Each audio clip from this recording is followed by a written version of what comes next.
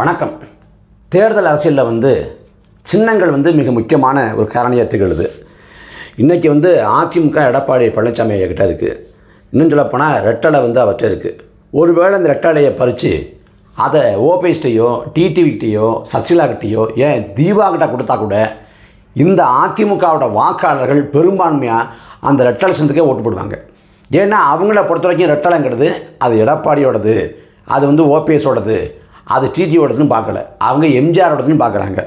உதாரணத்துக்கு சொல்லணும்னா 2016 நடந்த உண்மை சம்பவம்.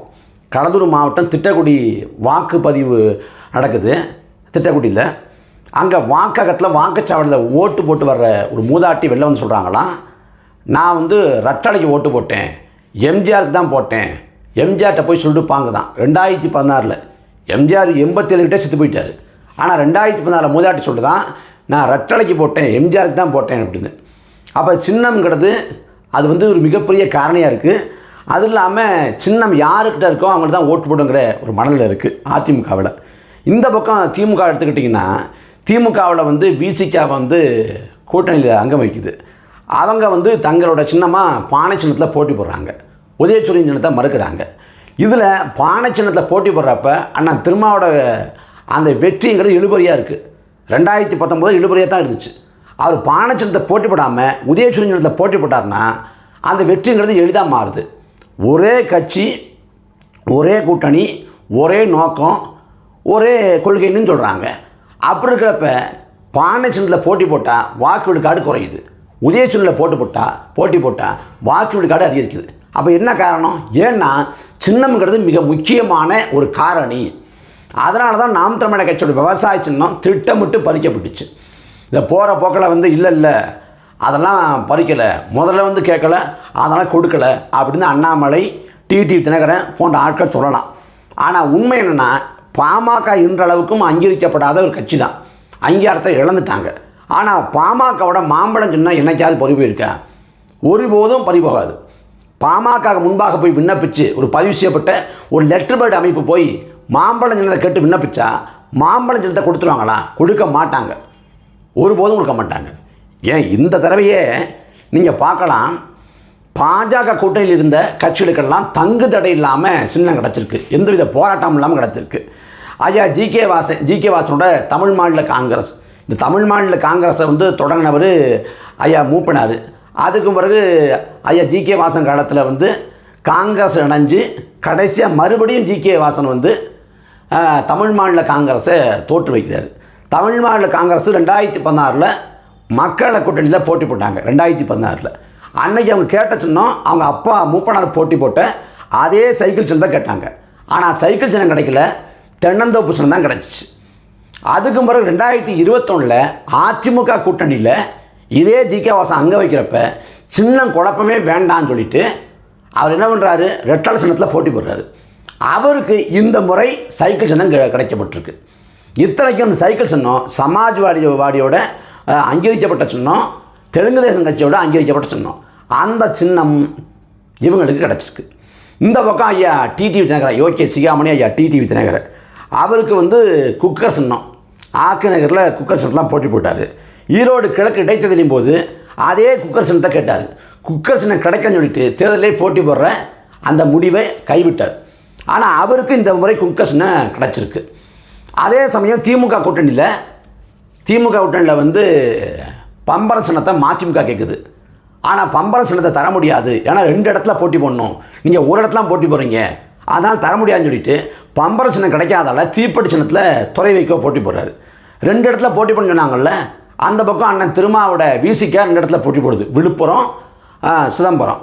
அப்போ அவங்களுக்கு தரலாமேன்னா அதுக்கு பதில் அவங்களுக்கு சின்னம் பானை சின்னம் மறுக்கப்பட்டு, அதுக்கும் பிறகு வேட்புமனு தாக்கல் பண்ண பிறகு யாரும் சுயேட்சைகள் யாரும் பானை சின்னத்தை கேட்காததால், பானை சின்னம் இருந்ததால் தேர்தல் ஆணையம் கொடுக்காத அங்கே இருந்த அதிகாரிகள்கிட்ட கேட்டு விசிகா பெற்றுக்கொண்டது.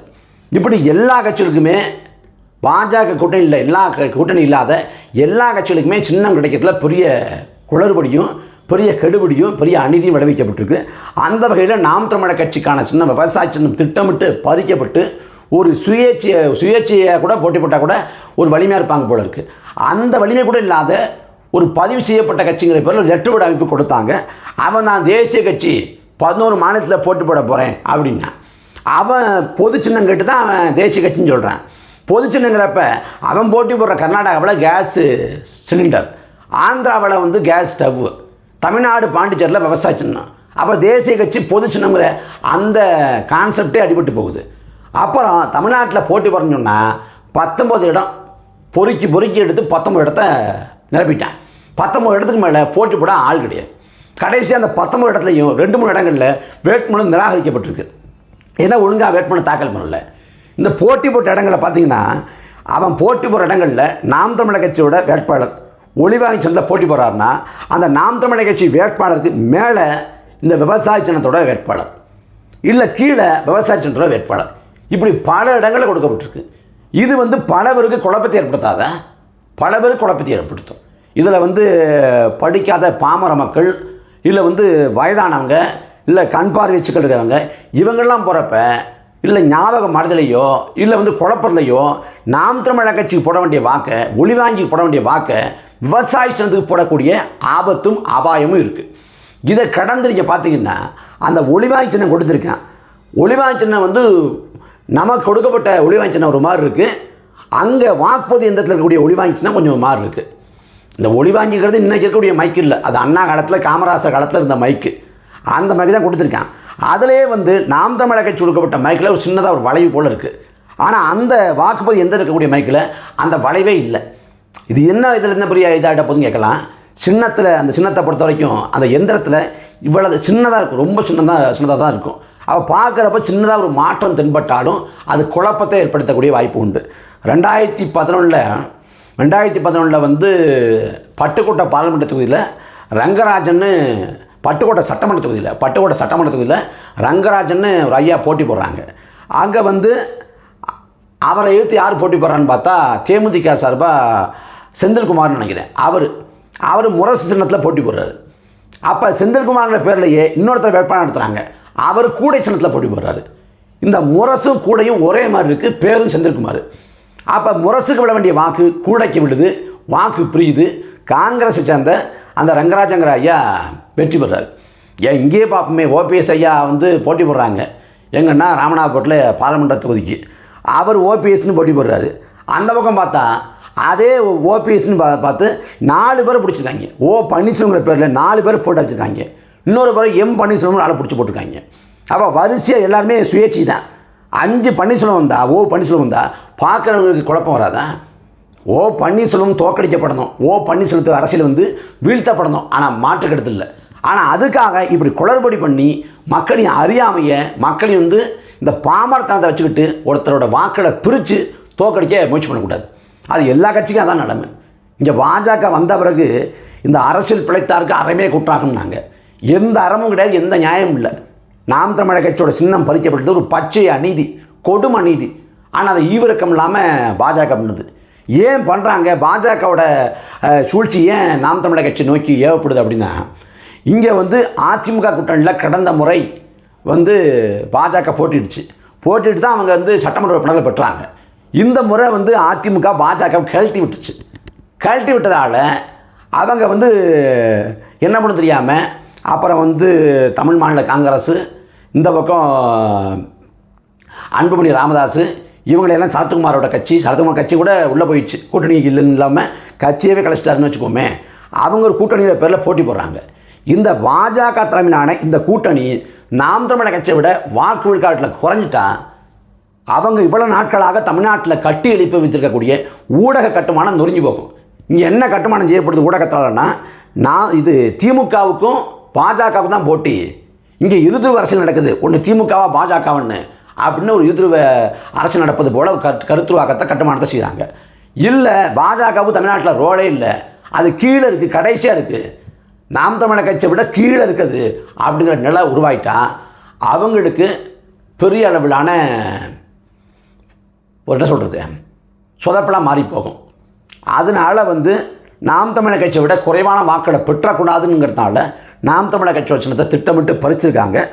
ஆனால் பறித்தாலும் அந்த ஒளிவாங்கி சின்னத்தை கடைக்கோடி வரைக்கும் கொண்டு போய் சேர்த்துருக்கோம். ஒளிவாங்கி சின்னம் வந்ததையும் கொண்டு போய் சேர்த்துருக்கோம்.